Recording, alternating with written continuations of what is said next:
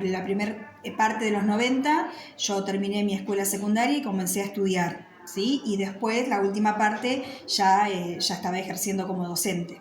Así que cuando se produjo la crisis del 2001 yo la viví de lleno ya con mis primeros años como docente de una escuela secundaria.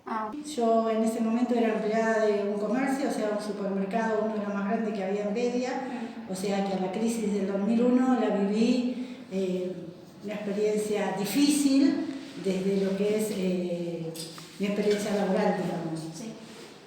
Vale, usted en ese momento trabajaba, como nos dijo, ¿no? Sí, trabajaba en un supermercado.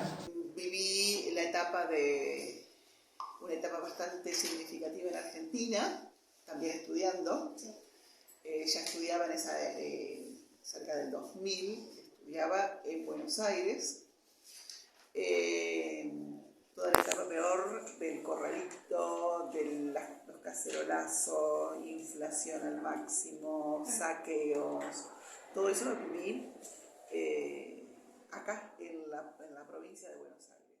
Hoy vengo a entrevistar a Marielena Gauna y voy a hacerle unas preguntas sobre la crisis del 2001 y cómo vivió ella ese momento. Marielena, ¿vos te acordás lo que hacías entre los años 90 y 2000? Hola, buenas tardes. Sí, por la mañana estudiaba, estaba haciendo secundario, por la tarde trabajaba en una tienda y a la noche tejía para la tienda. Marielena, una pregunta, ¿cómo era Bedia en esos años? Bueno, Bedia en esos años era un pueblito chico, tranquilo, había muy pocos habitantes, nos ayudábamos entre nosotros, no, era un pueblo muy pacífico. Marielena, ¿cómo era Bedia en el contexto de la crisis? Bueno, Bedia pasó a ser un pueblo tranquilo, la gente enloqueció, había mucha hambre, de un día para el otro nuestra vida cambió, teníamos que canjear las cosas para poder comer, o sea, ahí había que sobrevivir. Mira, cuando empezamos a cobrar había como varias cuasi monedas que se le llaman. Hemos cobrado el sueldo en patacones, en Lecop, que eran otras formas de pago.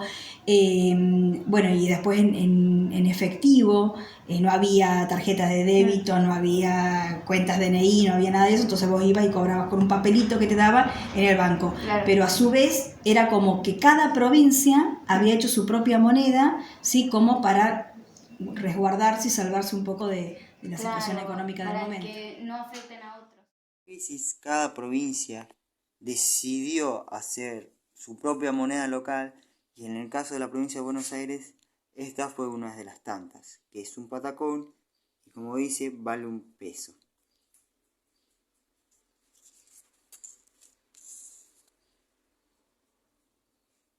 En ese momento estaba de la Rúa como presidente, el cual a través del ministro Cavallo pone el corralito.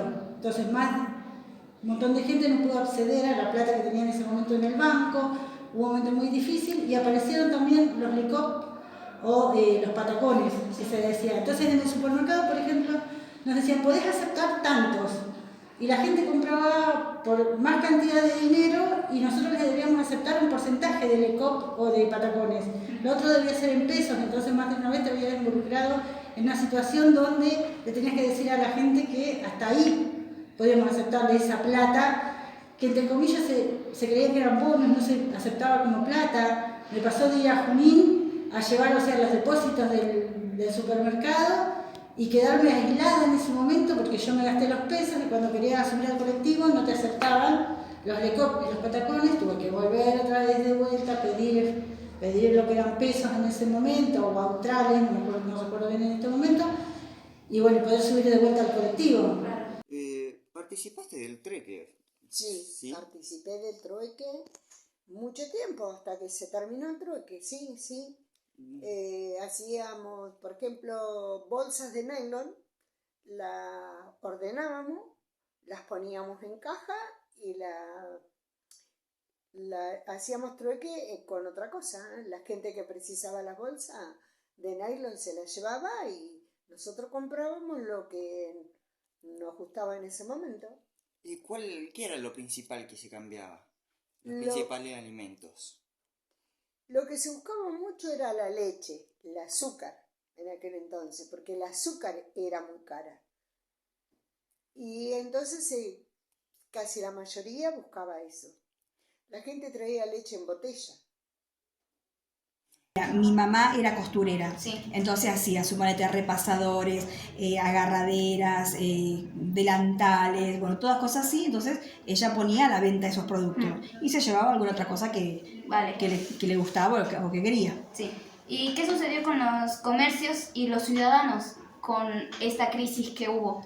Y de a poquito fueron saliendo, como siempre, como los argentinos estamos como medios acostumbrados a pasar por distintas crisis y salir adelante. Sí. Pero bueno, costó y un montón. Y ya te digo, y mucha gente nunca más pudo volver a abrir un negocio. Vale. Otro tema muy difícil que vivimos en el supermercado fueron los saqueos. ¿Sí? En el supermercado se vivió en carne propia. O sea, yo iba a entrar un día, el turno me tocaba de 4 de la tarde a 10 de la noche y me llamaron para que no fuera, porque Ceci dice, o te quedás de ordena en la entrada o se entran todos con vos, quédate en tu casa, no te muevas de tu casa inclusive, porque se sabe que sos uno de los principales que entra en este momento. Dice, donde te muevas te van a enganchar, o sea, era una situación difícil. Bueno, por último, esa situación con 200 y pico de personas afuera, queriendo entrar al supermercado a romper vidrios, y mis compañeros, me preocupaban mis compañeros que habían quedado adentro.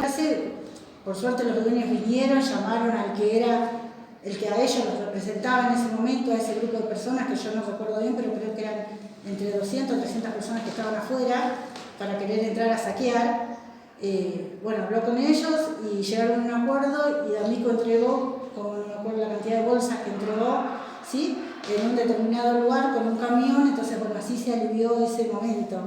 Pero fueron difíciles los momentos que se vivieron. Vale. ¿Modificó lo que sucedió en el corralito? Sí, claro que modificó el tema de la seguridad. Yo personalmente no confío hoy en día en los bancos porque no saben en qué momento puede llegar a pasar lo mismo. Las personas que tenían un poco de plata ahorrada la perdieron, entonces claro que modificó. Marilena, ¿vos te acordás qué sucedió con los comercios y con los ciudadanos? Sí, los comercios seguían trabajando a puertas cerradas, tenían una ventanita donde nosotros íbamos a comprar. Y después con el tema de la gente, bueno, era un caos total. La gente en la desesperación hacían cualquier tipo de locura. Estaban decididos a entrar a la 2000 saquear. también, pero ya como adolescente dejé el estudio y después me dediqué a hacer changa. Hasta que me quedé sin trabajo por el año 2000, 2001. Y vivía de changas. Hacía... Entonces me puse a buscar laburo de cualquier cosa. Me acuerdo que vendía milanesas por la calle. Después entré a trabajar en una empresa de telemarketing para vender DirecTV, creo que era, sí, DirecTV. Nada, no nos pagaban, era todo trucho, horrible. Y nada, la verdad que no teníamos ni para comer con mis hermanos. Realmente no teníamos ni para comer.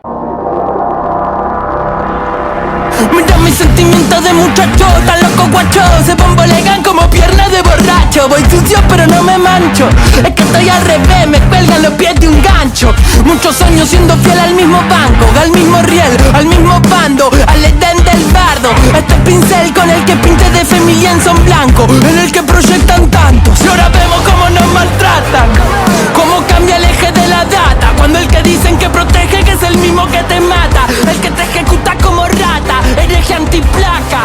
Nuestra vida depende